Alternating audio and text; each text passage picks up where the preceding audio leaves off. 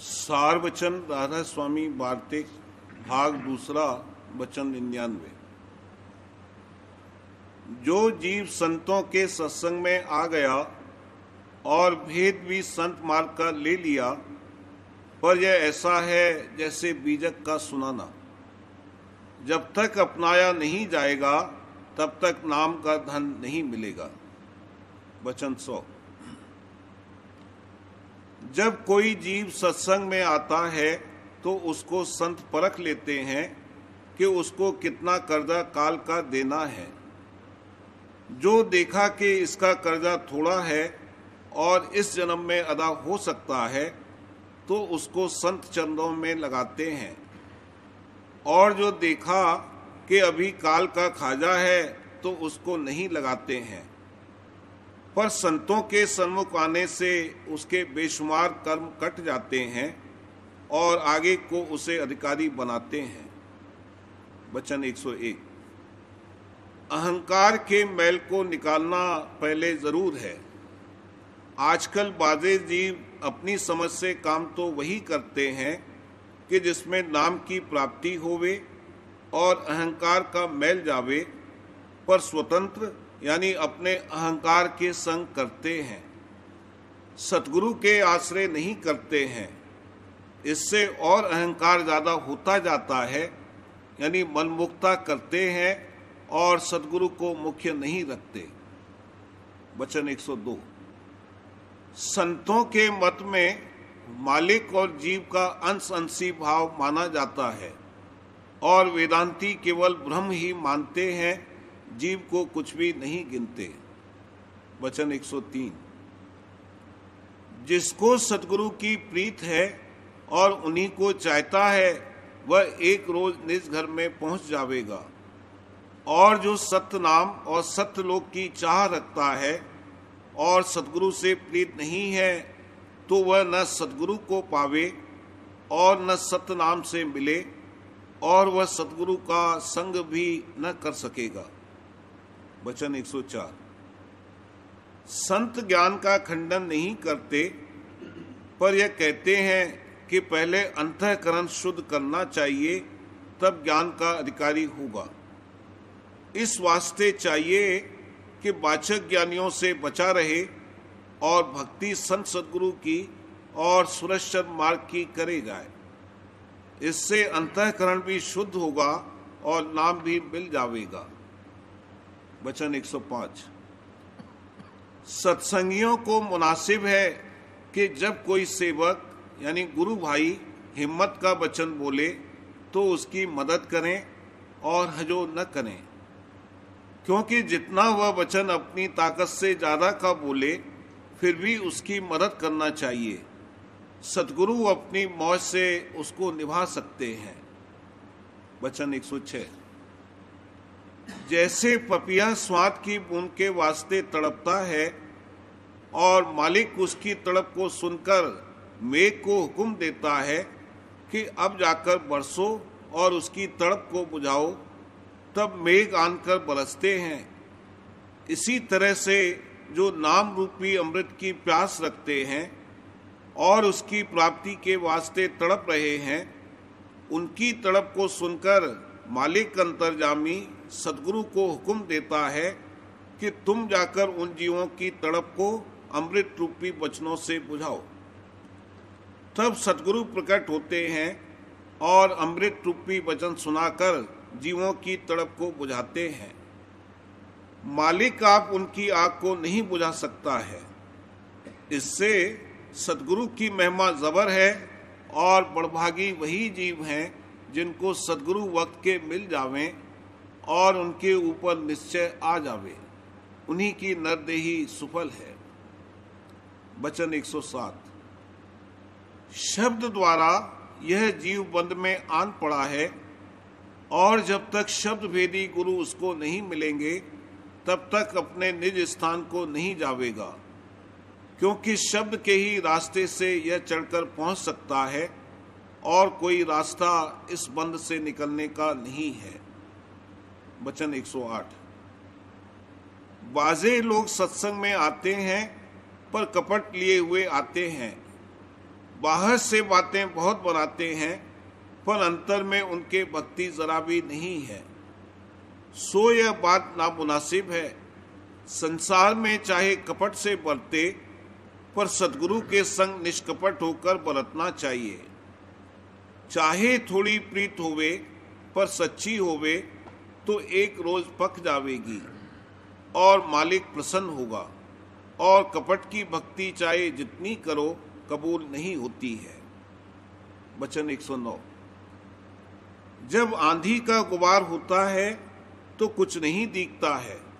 इसी तरह पंडित और बेखों को, जिनको संसार परमार्थी और बड़ा जानता है, उनके लोभ रूपी गुबार अंतर में छा रहा है। उनको बिल्कुल खबर नहीं है कि परमार्थ किसको कहते हैं। उनसे मालिक कैसे राजी होगा। इस वास्ते वह और सब उनके सेवक 84 जावेंगे। वचन 110। उपदेश करना दुरुस्त है, पर निरपक्ष होकर करना चाहिए, क्योंकि पहले पहचान नहीं हो सकती कि संतों के उपदेश का अधिकारी कौन है, पर उपदेश करने से पहचान हो सकती है। जो अधिकारी होगा वह वचन को मानेगा, और जो अधिकारी नहीं है वह तकरार और वाद करेगा। इससे पहचान हो जाएगी, फिर उससे हट नहीं करना चाहिए। उपदेश करना बिल्कुल मना नहीं है, क्योंकि जो उपदेश नहीं होगा तो संतों का मत कैसे प्रकट होगा।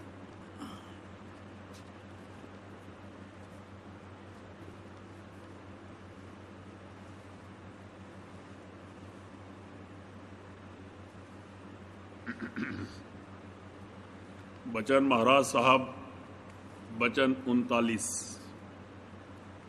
किसी सेंटर यानी नुक्ते की ताकत को जगाना अभ्यास है। शब्द चैतन्य की धार है और महापवित्र और आनंद स्वरूप है। किसी तंदुरुस्त आदमी को देखो कि कैसा खूबसूरत और खुश मालूम होता है। तंदुरुस्ती की हालत में चैतन्य की धार बदन के अंग अंग में पूरे तौर से आती है और उसी की वजह से तमाम खूबसूरती और मगनता नजर आती है। फिर शब्द की धार से मिलने में किस कदर आनंद और सफाई का होना मुमकिन है। उसी धार में मन को मल कर धोना चाहिए, मगर शब्द असली होना चाहिए, क्योंकि शब्द शब्द में भेद है। अभ्यास करना क्या है? किसी सेंटर यानी नुक्ते की ताकत को जगाना। अब जिस्म में जो चक्र हैं वो नुक्ते रगों के हैं और उनके नीचे इंद्रियां हैं कि जहां सूरत ने नुक्ता भी नहीं बांधा है, सिर्फ ठेका लिया है। इन्हीं की ताकत जगाने में कैसा आनंद और सरूर मिलता है कि लोग उसमें मस्त हो जाते हैं। फिर जिस्म के नुक्तों के जगाने में और भी ज्यादा आनंद मिलता है। तो दिमाग के सेंटर्स, जहां बनिस्बत नीचे के नुक्तों के ज्यादा नर्वस मैटर है, जगाने में किस कदर आनंद और सरूर हासिल होना मुमकिन है। और ये अभ्यास राधा स्वामी मत में कराया जाता है। जब बिजली की धार लोहे पर लाई जाती है तो वो बहुत ताकत वाला मैग्नेट यानी चुंबक हो जाता है, जिसको इलेक्ट्रोमैग्नेट कहते हैं। इसी तरह जो दिमाग में शब्द की बिजली, जो कि स्थूल बिजली से बहुत ज्यादा ताकत वाली है, लाई जावे तो वो किस कदर रोशन और ताकत वाला हो सकता है। और तमाम इंद्रियों का रस भी, जैसे देखना सुनना वगैरह, भारी दर्जे का मिल सकता है। वचन 40। राधा स्वामी मत में प्रत्यक्ष सबूत जो अकल में आ सके दिया जाता है। पूर्ण सुख चैतन्य के भंडार में पहुंचकर मिलेगा। और मतों में न कोई ऐसा सबूत दिया गया है और न वहां की कार्रवाई से दुख के वक्त जैसी की चाहिए सहायता होती है। और इसी सबब से कुछ प्रेम प्रीत मालिक के चरणों में नहीं आती है। मालूम हो कि इस जिस्म में 3 खास चीजें हैं।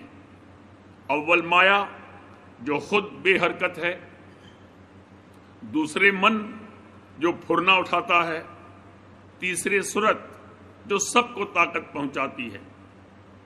अब इनमें से हर एक का एक एक भंडार भी है।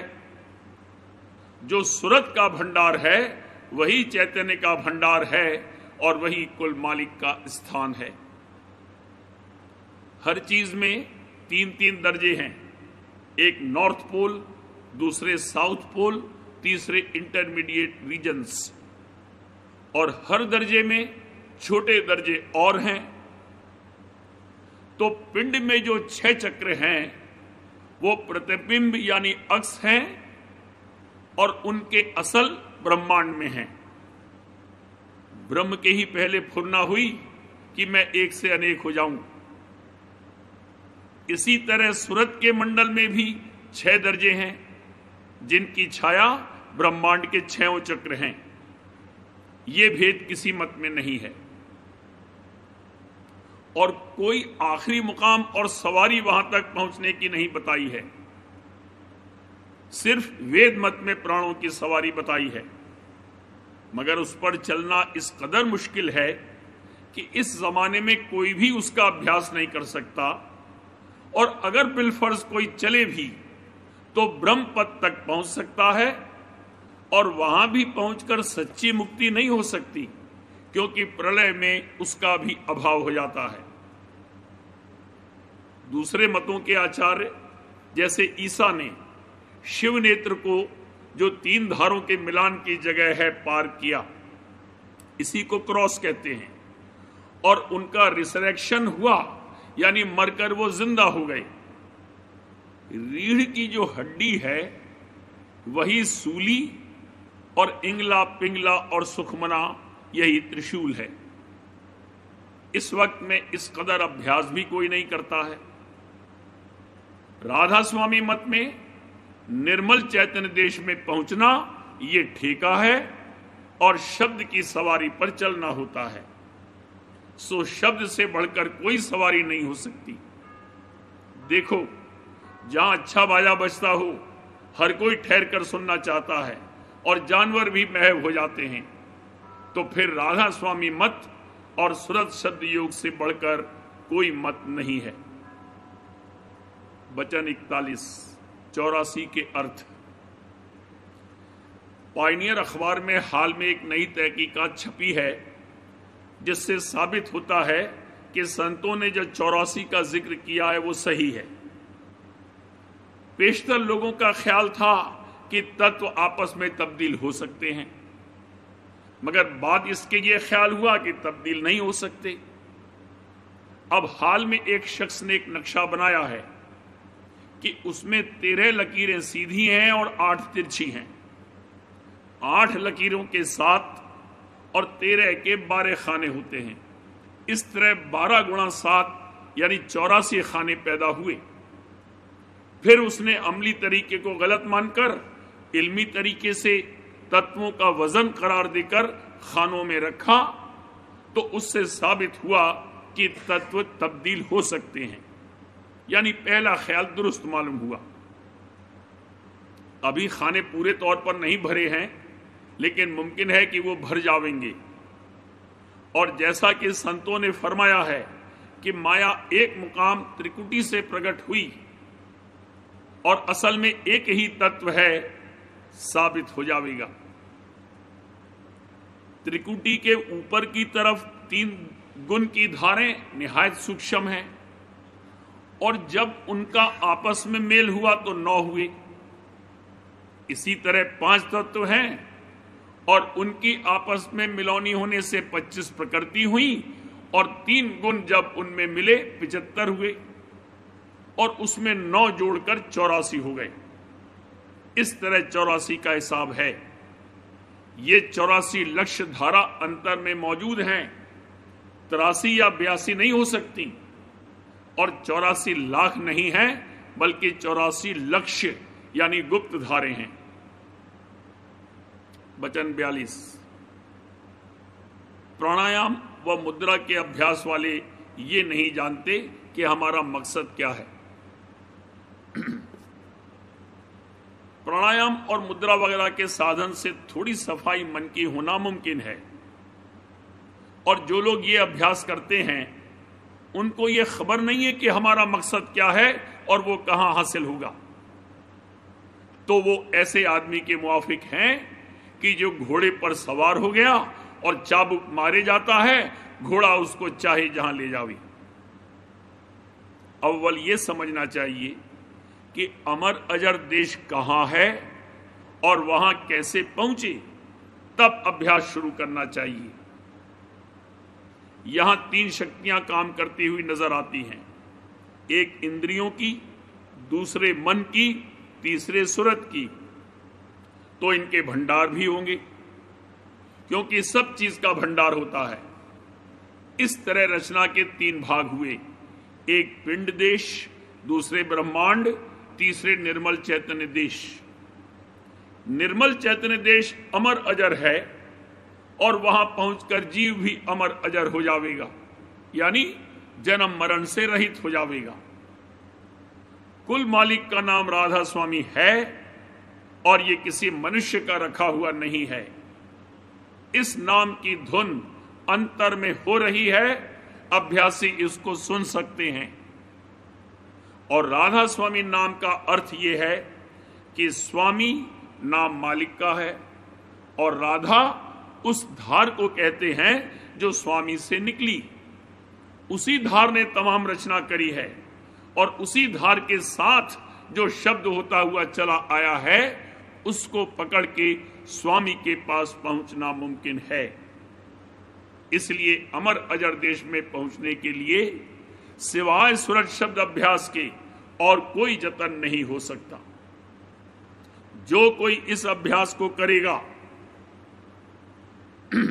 वो अव्वल 6 चक्रों को पार करके मौत के मुकाम को फतेह करके और फिर ब्रह्मांड में सैर करता हुआ सत्य पुरुष राधा स्वामी के देश में पहुंच सकता है। लेकिन इस कहने से ये नहीं समझना चाहिए कि ये सब बातें फौरन प्राप्त हो जाएंगी, क्योंकि ये बात अपने अपने अधिकार और प्रेम और शौक पर मुनहसिर है। किसी को 1 जन्म में, किसी को 2 में और किसी को 3 में, और हद 4 जन्म में जरूर हासिल होगी। जैसे कि कहा है, 1 जन्म गुरु भक्ति कर, जन्म दूसरे नाम, जन्म तीसरे मुक्ति पद, चौथे में निज धाम। अब अगर प्रेम भारी है तो 1 जन्म में नाम प्राप्त हो जाएगा, यानी 1 जन्म में 2 जन्म का काम हो जाएगा। और अगर और भी ज्यादा प्रेम है तो 1-1 जन्म 1-1 2-2 बरस में गुजर जाएंगे।